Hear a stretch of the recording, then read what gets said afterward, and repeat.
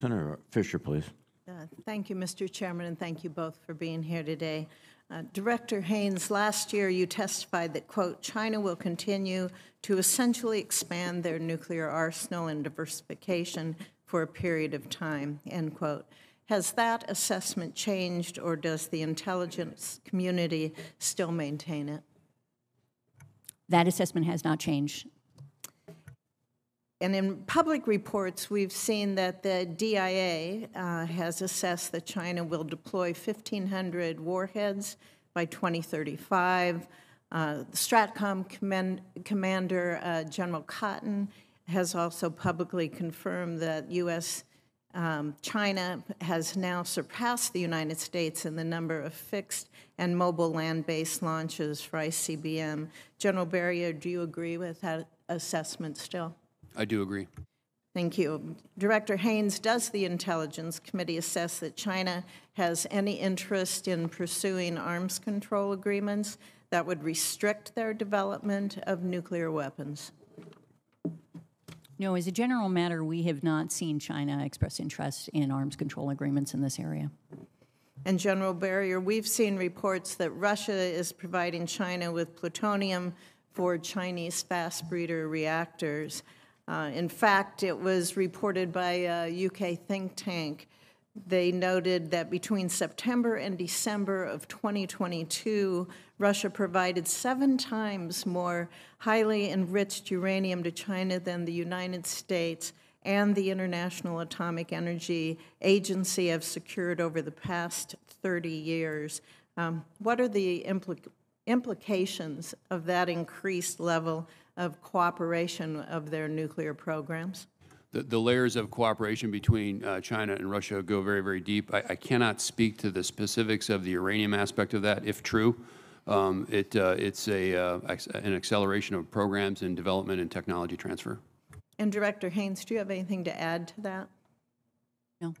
Is there any movement within the administration to look at, first of all, to set up agreements again with Russia? And is there any, I would say, false hope by this administration to believe that they could pull in Russia, let alone trying to pull in China in those talks?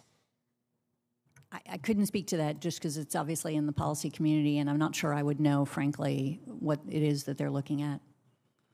Okay, thank you. Also, Director Haines, looking at Afghanistan, do you assess that ISIS-K still seeks to conduct external operations against the United States, our forces, and our allies and partners?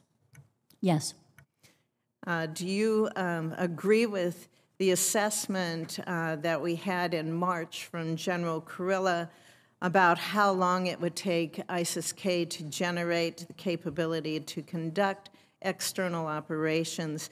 He told us at that time that any operation between or against the United States and Western interests abroad could happen within 6 months with little or no warning. Would you agree with that? I'd have to take that back, to be honest. There's been a number of developments even since General Kurilla apparently testified on this issue of taking out key external ops folks within ISIS-K, and I think that might affect the timeline. But I'm happy to take that for the record. Do you feel that we've lost information gathering capabilities and also CT operations in Afghanistan since our withdrawal? We certainly, the intelligence community has been clear about the fact that we are not able to collect as much information today as we were, obviously, when the troops were in Afghanistan. How would you, I guess, rate the amount of intelligence that we are able to gather in Afghanistan? Because it's my understanding our CT operations are basically nil. We are looking at hardly anybody on the ground to be able to help. So how do you rate what we are able to get when we're looking at a threat against not just United States interests and persons, but also our Western allies, the growing threats that we're facing there?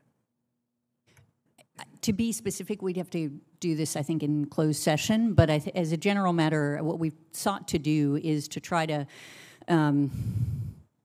trying to think how to do this in an unclassified way, but develop enough collection opportunities so that we can monitor the threat. It is definitely, as you indicated, degraded from what we had previously, and we can discuss the details in closed session. Thank you. Thank you, Mr. Chairman.